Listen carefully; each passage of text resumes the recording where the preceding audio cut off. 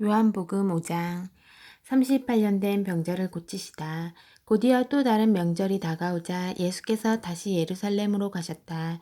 예루살렘의 양의 문 근처에 히브리 말로 베데스다라 하는 연못이 있었고 그 연못에 회랑 5채가 딸려 있었다. 그 회랑에는 눈먼 사람, 다리를 저는 사람, 중풍병자 같이 몸이 아픈 사람들이 수백 명 있었다. 거기에 38년 동안 앓고 있던 한 남자가 있었다. 예수께서 그가 연못가에 누워 있는 것을 보시고 또 그가 그곳에 얼마나 오래 있었는지를 아시고 말씀하셨다. 내가 낫기를 원하느냐? 그 남자가 말했다. 선생님, 물이 움직일 때 저를 연못에 넣어줄 사람이 없습니다. 제가 연못에 닿을 쯤이면 이미 다른 사람이 들어가 있습니다. 예수께서 말씀하셨다. 일어나서 내 자리를 들고 걸어가라. 그러자 그가 곧바로 나았다. 그는 자기 자리를 들고 걸어갔다. 마침 그날은 안식일이었다. 유대인들이 그 나은 사람을 막아서며 말했다. 오늘은 안식일이요. 자리를 들고 다녀서는 안 돼요. 그것은 규정을 위반하는 일이요. 그러자 그가 그들에게 말했다. 나를 낫게 해준 분이 내게 자리를 들고 걸어가라고 말씀하셨소. 그들이 물었다. 당신에게 자리를 들고 걸어가라고 한 사람이 누구요? 그러나 그 나은 사람은 그분이 누구인지 알지 못했다. 예수께서 어느새 무릿속으로 몸을 숨기셨기 때문이었다. 얼마 후에 예수께서 성전에서 그 사람을 만나자 이렇게 말씀하셨다. 아주 좋아 보이는구나. 너는 건강해졌다. 죄 짓는 삶으로 돌아가지 마라. 만일 되돌아가면 더 심한 일이 일어날 수 있다. 그 사람이 돌아가자 자기를 낫게 해준 이가 예수라고 유대인들에게 말했다. 그러자 유대인들은 예수께서 안식일에 그 같은 일을 했다는 이유로 그분을 잡으려고 했다. 그러나 예수께서는 스스로를 변호하시며 이렇게 말씀하셨다. 내 아버지께서 안식일에도 쉬지 않고 일하신다. 그러니 나도 일한다. 그 말에 유대인들이 격분했다. 이제 그들은 예수를 공개적으로 공격하는 것에 머물지 않고 그분을 죽이려고 했다. 예수께서 안식일을 어겼을 뿐 아니라 하나님을 자기 아버지라고 부르면서 하나님과 자신을 동등한 자리에 두었기 때문이다. 오직 아버지의 말씀대로. 그래서 예수께서 자신에 대해 길게 설명하셨다. 내가 너희에게 사실 그대로 말하겠다. 아들은 무슨 일이든지 자기 마음대로 하지 않고 아버지에게서 본 대로만 한다. 아버지께서 하시는 일을 아들도 한다. 아버지는 아들을 사랑하셔서 자신이 하는 모든 일에 아들도 참여하게 하신다.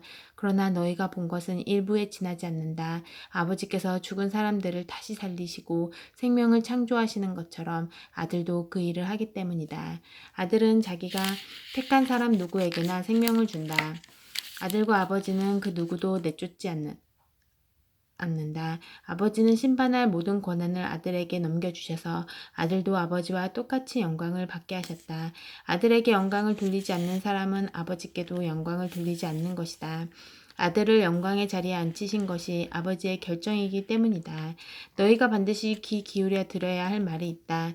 누구든지 지금 내가 하는 말을 믿고 나에게 책임을 맡기신 아버지와 한편에 서는 사람은 지금 이 순간 참되고 영원한 생명을 얻고 더 이상 정죄받지 않는다.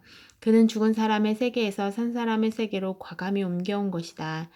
너희가 반드시 알아두어야 할 것이 있다. 죽은 자들이 하나님 아들의 음성을 듣고 살아날 때가 왔다. 지금이 바로 그때다. 아버지 안에 생명이 있는 것처럼 아버지께서는 아들 안에도 생명을 주셨다. 또한 아버지께서는 그가 인자이기 때문에 그에게 심판의 문제를 결정하고 시행할 권한을 주셨다.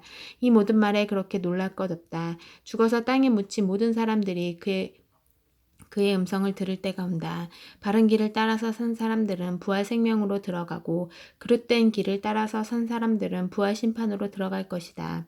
나는 단 하나도 내 마음대로 할 수 없다. 나는 먼저 귀 기울여 듣고 그런 다음 결정할 뿐이다. 너희는 내 결정을 신뢰해도 좋다. 내가 내 마음대로 하지 않고 오직 지시받은 대로 하기 때문이다. 내가 내 자신을 위해 말한다면 그 증언은 헛될 뿐 아니라 나의 이익을 위한 것이 되고 말 것이다. 그러나 나를 증언해 주시는 분은 따로 계신다. 그분은 모든 증인 가운데 가장 믿을 만한 증인이시다. 게다가 너희 모두는 요한을 보았고 그의 말을 들었다. 그가 나에 관해 전문적이고 믿을 만한 증언을 해주지 않았느냐? 그러나 내가 너희의 지지를 얻으려고 하거나 한낱 사람의 증언에 호소하려는 것은 아니다. 내가 이렇게 말하는 것은 너희로 구원을 얻게 하려는 것이다. 요한은 밝게 타오르는 횃불이었고 너희는 한동안 그의 밝은 빛 속에서 기쁘게 춤을 추었다. 그러나 참으로 나를 하는 증언, 요한의 증언보다 훨씬 뛰어난 증언이 있다. 아버지께서 나에게 이루라고 맡겨주신 일이 바로 그것이다. 내가 이루려고 하는 일은 이 일이 아버지께서 실제로 나를 보내셨다는 것을 증언해 준다. 또한 나를 보내신 아버지께서도 나를 증언해 주셨다. 그러나 너희는 이 점을 놓치고 말았다. 너희는 그분의 음성을 들은 적도 없고 그분의 모습을 뵌 적도 없다. 너희의 기억 속에 그분의 메시지가 하나도 남아있지 않은 것은 너희가 그분의 심부름꾼을 진정으로 받아들이지 않았기 때문이다. 너희는 영원한 생명을 얻을 수 있으리라는 생각에 늘 성경에 파묻혀 지낸다. 그러나 너희는 나무를 보느랴 숲을 놓치고 있다. 이 성경 전체가 나에 관해 기록된 것이다. 그런데 내가 너희 앞에 이렇게 서 있는데도 너희는 생명을 원한다고 하면서 정작 나에게 그 생명을 받으려고 하지 않는다. 나는 사람들의 인정을 받는 데는 관심이 없다. 왜 그런지 아느냐? 내가 너희와 너희 무리를 잘 알기 때문이다. 나는 너희의 행사 일정에 사랑이 없다는 것을, 무엇보다 하나님의 사랑이 없다는 것을 안다. 내가 내 아버지의 고난을 가지고 왔으나 너희는 나를 쫓아내거나 피하기만 한다. 만일 다른 누군가가 으스대며 왔다면 너희는 두 팔 벌려 그를 맞았을 것이다. 너희가 서로 자리 다툼을 벌이고 경쟁자들보다 상석에 앉으려 하고 하나님을 무시하는 데 시간을 다 허비하면서 어떻게 하나님과 함께하는 곳에 이르기를 기대하느냐. 그러나 내가 내 아버지 앞에서 너희를 고발할 것이라고는 생각하지 마라. 너희를 고발한 이는 너희가 그토록 의지하는 모세다. 너희가 모세의 말을 진실로 믿었더라면 나를 믿었을 것이다. 그가 기록한 것이 나를 두고 한 것이기 때문이다. 너희가 그의 기록도 진정으로 받아들이지 않는데 어떻게 내 말을 진정으로 받아들일 것이라고 기대할 수 있겠느냐. 6장 보리빵 5개와 물고기 2마리. 이 일 후에 예수께서 갈릴리 디베레아라고도 하는 바다 건너편으로 가셨다. 큰 무리가 그분을 따라갔다. 그것은 그들이 예수께서 병자들에게 행하신 기적을 보고 거기에 매료되었기 때문이었다. 건너편에 이르자 예수께서 언덕에 올라가 앉으셨고 제자들은 그분 주위에 둘러앉았다. 마침 유대인들이 해마다 지키는 유월절이 다가오고 있었다. 예수께서 눈을 들어 큰 무리가 와 있는 것을 보시고 빌립에게 말씀하셨다. 우리가 어디에서 빵을 사서 이 사람들을 먹일 수 있겠느냐? 이렇게 말씀하신 것은 빌립의 믿음을 자라게 하기 위해서였다. 예수께서는 자신이 할 일을 이미 알고 계셨다. 빌립이 대답했다. 각 사람에게 빵 한 조각이라도 돌아가게 하려면 은화 200개로도 모자라겠습니다. 제자들 가운데 한 사람인 시몬 베드로의 동생 안드레가 말했다. 여기 한 아이가 보리빵 5개와 물고기 2마리를 가지고 있습니다. 하지만 이 많은 사람들을 먹이기에는 턱없이 부족한 양입니다. 예수께서 말씀하셨다. 사람들을 앉게 하여라. 그곳에는 푸른 풀밭이 멋진 카페처럼 깔려 있었다. 사람들이 자리를 잡고 앉으니 5,000명 정도 되었다. 예수께서 빵을 들어 감사를 드리고 앉아있는 사람들에게 나눠주셨다. 그리고 물고기를 가지고도 그와 같이 하셨다. 모두가 원하는 만큼 실컷 먹었다. 사람들이 배불리 먹고 나자 예수께서 제자들에게 말씀하셨다. 버리는 것이 없도록 남은 것을 다 모아라. 제자들이 모으고 보니 보리빵 5개로 먹고 남은 것이 커다란 12바구니에 가득 찼다. 사람들은 예수께서 행하신 이 일로 인해 하나님께서 자기들 가운데서 일하고 계심을 알았다. 그들이 말했다. 이분은 분명 그 예언자다. 하나님의 예언자가 바로 이곳 갈릴리에 오신 것이다. 예수께서는 열광한 그들이 자기를 붙들어다가 왕으로 삼으려는 것을 아시고 그 자리를 빠져나와 다시 산으로 올라가서 혼자 계셨다. 저녁 때가 되자 제자들이 바닷가로 내려가 배를 타고 바다 건너편 가버나움으로 향했다. 날이 아주 저물었는데 예수께서는 아직 돌아오지 않으셨다. 큰 바람이 불어 바다에 거센 물결이 일었다. 제자들이 4-5km쯤 갔을 때 예수께서 바다 위를 걸어 배 가까이 다가오시는 모습이 보였다. 제자들이 소스라치게 놀라자 예수께서 그들을 안심시키며 말씀하셨다. 나다 괜찮으니 두려워 마라. 그러자 제자들이 예수를 배 안으로 모셨다. 어느새 그들은 자신들이 가려고 했던 지점에 정확히 이르렀다. 이튿날 뒤에 남은 무리는 배가 한 밖에 없던 것과 예수께서 그 배에 제자들과 함께 타지 않으신 것을 알았다. 그분을 두고 제자들만 떠나는 것을 그들이 보았기 때문이다. 그때에 디베랴에서 온 배들이 주님께서 축복하고 빵을 먹여주신 곳 근처에 정박해 있었다. 무리는 예수께서 그곳을 떠나 돌아오시지 않을 것을 알고는 디베랴에서 온 배들로 몰려가 올라타고서 예수를 찾아 가버나움으로 향했다. 그들이 바다 건너편에서 그분을 다시 뵙고는 말했다. 랍비님, 언제 여기로 오셨습니까? 예수께서 대답하셨다. 너희가 나를 찾아온 것은 내가 하는 일에서 하나님을 보았기 때문이 아니라 오히려 내가 너희를 배부르게 해주었기 때문이다. 그것도 내가 값없이 먹여주었기 때문이다. 생명의 빵. 너희는 그렇게 썩어 없어질 음식을 얻으려고 힘을 허비하지 마라. 너희와 함께 있을 음식, 너희의 영원한 생명을 살찌게 하는 음식, 인자가 주는 음식을 위해 일하여라. 인자와 인자가 하는 일은 하나님 아버지께서 끝까지 보증해 주신다. 그러자 그들이 말했다. 우리가 하나님의 일에 참여하려면 무엇을 해야 합니까? 예수께서 말씀하셨다. 하나님께서 보내신 이에게 너희 삶을 걸어라. 그렇게 너희 자신을 걸 때에야 하나님의 일에 참여할 수 있다. 그들이 애매한 말로 비껴갔다. 선생님이 누구시며 어떤 일을 하시려는지 알 수 있도록 단서가 될 만한 것을 보여주시면 어떻겠습니까? 그러면 우리가 알아보고 나서 우리 삶을 걸겠습니다. 선생님이 무슨 일을 하실 수 있는지 보여주십시오. 모세는 광야에서 우리 조상들에게 빵을 먹게 해주었습니다. 성경에도 그가 그들에게 하늘에서 내려온 빵을 먹게 해주었다고 기록되어 있습니다. 예수께서 대답하셨다. 그 성경 말씀의 진정한 의미는 이렇다. 모세가 너희에게 하늘에서 내려온 빵을 주었다는 것이 아니라 지금 이 순간에 내 아버지께서 너희에게 하늘에서 내려온 빵, 곧 참된 빵을 주신다는 뜻이다. 하나님의 빵은 하늘에서 내려와 세상에 생명을 준다. 그들이 그 말씀을 듣고 반색하며 말했다. 주님, 그 빵을 지금부터 영원토록 우리에게 주십시오. 예수께서 말씀하셨다. 내가 바로 그 생명의 빵이다. 나와 한편에 서는 사람은 더 이상 굶주리지도 않고 목마르지도 않을 것이다. 내가 이것을 너희에게 분명히 말한 것은 너희가 내가 하는 일을 보았으면서도 참으로 나를 믿지 않기 때문이다. 아버지께서 내게 주시는 사람은 결국 다 내게로 달려올 것이다. 그가 나와 함께하면 내가 그를 붙잡고 놓지 않을 것이다. 내가 하늘에서 내려온 것은 일시적인 내 기분대로 하려는 것이 아니라 나를 보내신 분의 뜻을 이루려는 것이다. 나를 보내신 분의 뜻을 간단히 말하면 이렇다. 아버지께서 내게 맡기신 모든 일을 하나도 빠짐없이 이루고 마지막 날에 만물과 모든 사람을 바르고 온전하게 회복시키는 것이다. 아들을 보고서 그와 그가 하는 일을 신뢰하며 그와 한편에 서는 사람은 누구든지 참된 생명, 영원한 생명을 얻는다. 이것이 내 아버지께서 원하시는 것이다. 마지막 날에 그들을 일으켜 세워 살리고 온전하게 하는 것이 나의 일이다. 예수께서 내가 하늘에서 내려온 빵이다 라고 말씀하신 것 때문에 유대인들이 그분을 두고 말다툼을 벌였다. 이 사람은 요셉의 아들이 아닌가? 우리가 그의 아버지도 알고 그의 어머니도 알지 않은가? 그런데 어떻게 그가 나는 하늘에서 내려왔다고 말하며 그 말을 믿어주기를 바란단 말인가? 예수께서 말씀하셨다. 나를 두고 너희끼리 논쟁하지 마라. 이 세상의 책임자는 너희가 아니다. 나를 보내신 아버지가 책임자이시다. 아버지께서는 사람들을 내게로 이끌어 주신다. 너희가 내게 올 수 있는 방법은 오직 그 길뿐이다. 그때에야 비로소 나는 사람들을 회복시키고 일으켜 세워 마지막 날을 준비하게 한다. 예언자들이 그때가 되면 그들 모두가 하나님께 직접 가르침을 받을 것이다 라고 한 것은 이 일을 두고 한 말이다. 누구든지 시간을 내서 아버지의 말씀을 듣는 사람, 정말로 귀 기울여 듣고 배우는 사람, 내게로 와서 직접 가르침을 받는다. 자신의 두 눈으로 보고 자신의 두 귀로 듣는다. 그것은 내가 아버지께로부터 직접 가르침을 받았기 때문이다. 아버지와 함께 있는 이 외에는 아무도 아버지를 본 사람이 없다. 그런데 너희는 나를 볼 수 있다. 이제 내가 너희에게 가장 중요하고 참된 진리를 말해주겠다.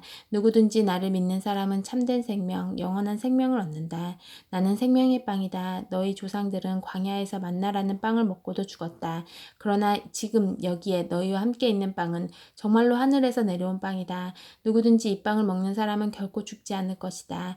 나는 하늘에서 내려온 빵, 생명의 빵이다. 누구든지 이 빵을 먹는 사람은 영원히 살 것이다. 내가 세상에 줄 빵, 세상으로 하여금 먹고 살게 할 빵은 나 자신 곧 내 살과 피다. 이 말을 들은 유대인들이 서로 말다툼을 벌였다. 이 사람이 어떻게 자기 살을 먹을 수 있게 내어준다는 말인가? 그러나 예수께서는 조금도 물러서지 않으셨다. 너희가 살과 피, 곧 인자의 살과 피를 먹고 마실 때에야 비로소 너희가 생명을 얻는다. 이 살과 피를 왕성하게 먹고 마시는 사람은 영원한 생명을 얻고 마지막 날을 맞을 준비가 다 된 것이다. 내 살은 참된 음식이고 내 피는 참된 음료다. 너희는 내 살을 먹고 내 피를 마심으로 내 안에 들어오고 나는 너희 안에 들어간다. 온전히 살아계신 아버지께서 나를 이 세상에 보내셨다. 내가 그분으로 말미암아 사는 것 같이 나를 먹는 사람도 나로 말미암아 살 것이다. 나는 하늘에서 내려온 빵이다. 너희 조상들은 빵을 먹고도 죽었지만 누구든지 이 빵을 먹는 사람은 영원히 살 것이다. 이것은 예수께서 가버나움 회당에서 가르칠 때에 하신 말씀이다. 예수께 인생을 건 사람들, 예수의 제자들 가운데 많은 사람들이 이 말씀을 듣고 말했다. 이 가르침은 너무 어려워 받아들이기가 힘들다. 예수께서 제자들이 이 말씀을 두고 힘들어하는 것을 아시고 말씀하셨다. 내 말이 그렇게도 혼란스러우냐? 인자가 원래 있던 곳으로 올라가는 것을 보게 되면 어찌하겠느냐? 성령만이 생명을 만들어낼 수 있다. 육신의 근육과 의지력으로는 아무것도 일어나게 할 수 없다. 내가 너희에게 전하는 모든 말은 성령의 말이며 생명을 만들어내는 말이다. 그러나 너희 가운데 이 말에 저항하고 이 말에 관여하지 않으려는 사람들이 있다. 예수께서는 자신에게 인생을 걸지 않을 사람들이 있다는 것을 처음부터 알고 계셨다.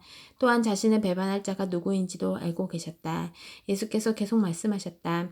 그래서 내가 전에 자기 힘으로는 아무도 내게 올 수 없다고 너희에게 말한 것이다. 너희는 아버지께서 주시는 선물로만 내게 올 수 있다. 이 일 후에 제자들 가운데 많은 사람들이 떠나갔다. 그들은 더 이상 그분과 관련되기를 원치 않았다. 그러자 예수께서 12 제자에게도 기회를 주셨다. 너희도 떠나가려느냐? 베드로가 대답했다. 주님, 참된 생명, 영원한 생명의 말씀이 주님께 있는데 저희가 누구에게 가겠습니까? 저희는 이미 주님이 하나님의 거룩하신 분임을 확신하며 주님께 인생을 걸었습니다. 예수께서 대답하셨다. 내가 너희 12를 직접 뽑지 않았느냐? 그러나 너희 가운데 한 사람은 마귀다. 이는 예수께서 시몬 가롯의 아들 유다를 두고 말씀하신 것이다. 12 제자 가운데 한 사람인 이자는 그때 이미 예수를 배반할 준비를 하고 있었다. 7장 그 후에 예수께서 갈릴리에서 일하고 계셨다. 유대인들이 예수를 죽일 기회를 노리고 있었으므로 그분께서는 유대에 돌아다니기를 원치 않으셨다. 유대인들이 매년 지키는 명절인 초막절이 다가오고 있었다. 예수의 형제들이 그분께 말했다. 여기를 떠나 명절을 지키러 올라가서 형님의 제자들도 형님이 하는 일을 잘 보게 하는 것이 어떻겠습니까? 공개적으로 알려지기를 바라는 사람치고 은밀히 일하는 경우는 없습니다. 형님이 지금 하고 있는 일을 계속하실 마음이면 밖으로 나가서 세상에 드러내십시오. 예수의 형제들이 그분을 몰아붙인 것은 그들도 아직 그분을 믿지 않았기 때문이다. 예수께서 그들에게 대답하셨다. 다그치지 마라. 지금은 나의 때가 아니다. 지금은 너희의 때다. 항상 너희의 때다. 너희는 아무것도 잃을 것이 없다. 세상이 너희에게는 반대하지 않지만 나에게는 반기를 들고 일어선다. 세상이 나를 대적하는 것은 내가 세상의 겉모습 뒤에 감춰진 악을 폭로하기 때문이다. 너희는 어서 명절을 지키러 올라가라. 나를 기다릴 것 없다. 나는 준비되지 않았다. 지금은 내 때가 아니다. 예수께서는 이렇게 말씀하시고 갈릴리에 남아 계셨다. 그러나 가족들이 명절을 지키러 올라간 뒤에 예수께서도 올라가셨다. 하지만 사람들의 이목을 끌지 않으려고 조심하며 피해 계셨다. 유대인들은 이미 그분을 찾아다니며 그 사람이 어디 있는가 하고 묻고 다녔다. 예수를 두고 무리 가운데 다투는 말이 떠돌았다. 그분은 선한 사람이요. 라고 말하는 사람들도 있었고 그렇지 않소. 그는 사기꾼일 뿐이요. 라고 말하는 사람들도 있었다. 이런 이야기는 위협적인 유대 지도자들 때문에 조심스럽게 수군거림으로만 떠돌았다. 성전에서 가르치시다. 명절이 이미 중반을 지날 무렵 예수께서 성전에 나타나 가르치셨다. 유대인들은 깊은 인상을 받았으나 당혹스러웠다. 저 사람은 교육받은 것도 아닌데 어떻게 저토록 아는 것이 많을까? 예수께서 말씀하셨다. 이 가르침은 내가 지어낸 것이 아니다. 나의 가르침은 나를 보내신 분에게서 온다. 그분의 뜻을 행하는 사람은 누구나 이 가르침을 시험해보고 그것이 하나님에게서 왔는지 아니면 내가 지어낸 것인지 알 수 있다. 말을 지어내는 사람은 자기를 좋게 보이려고 하지만 자기를 보내신 분께 영광을 돌리려는 사람은 사실을 있는 그대로 전할 뿐 진실을 조작하지 않는다. 너희에게 하나님의 율법을 전해준 이는 모세가 아니냐. 하지만 너희 가운데 그 율법대로 살려고 하는 사람이 하나도 없다. 그러면서 너희는 왜 나를 죽이려고 하느냐. 무리가 말했다. 당신은 미쳤소. 누가 당신을 죽이려 한단 말이오. 당신은 귀신 들렸소. 예수께서 말씀하셨다. 몇 달 전에 내가 기적을 한 가지 행한 것을 가지고 너희는 지금도 둘러서서 화를 내며 내가 하려는 일을 이상하게 여긴다. 모세가 할례를 구정했고 원래 할례는 모세에게서 온 것이 아니라 그의 조상에게서 온 것이다. 그래서 너희는 안식일에도 할례를 주며 몸의 일부를 처리한다. 너희는 모세의 율법 가운데 단 한 조항을 지키기 위해 그렇게 한다. 그런데 너희는 어찌하여 내가 안식일에 한 사람의 온몸을 건강하게 해주었다는 이유로 내게 화를 내느냐? 트집 잡지 마라.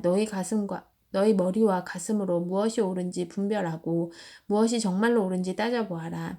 그때 몇몇 예루살렘 사람들이 말했다. 그들이 죽이려고 하는 사람이 이 사람이 아닌가요? 이 사람이 여기에서 공공연히 다니며 자기 마음대로 말하고 있는데 아무도 제지하는 사람이 없습니다.